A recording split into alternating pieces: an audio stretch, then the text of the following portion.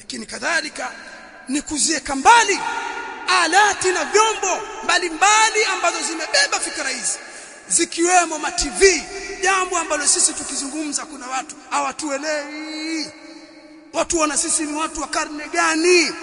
Lakini tuna challenge kila siku, tunatoa challenge, asimame mtu atueleze faida za matelevision, alafu atueleze na madhara yake. Watu hawa wote walobadilika 90% kama sio shule ni kupitia ma TV na vyombo vya habari, wameona, wamesikia, watu wakabadilika. Hakuna mtu alokuja kuwashikia mtoto, hakuna. Madhara yake ni makubwa sana, na sisi tuambizana tuwekeni mbali vitu hivi kwa watoto wetu na familia zetu, madhara yake ni makubwa.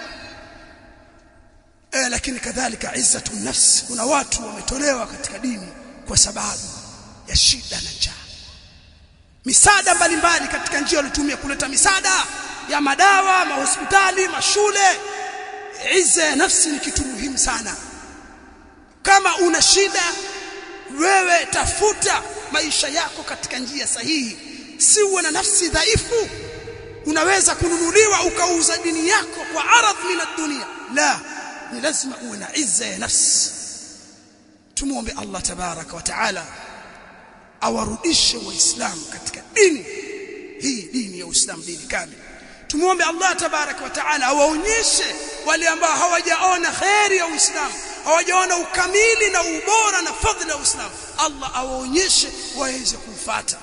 Tukipata muda kama si hapa, katika maeneo mengine mambo haya yahitaji kuzungumzwa kwa urefu, hasa hizi mabadi na afkari na madhahib al-muasira.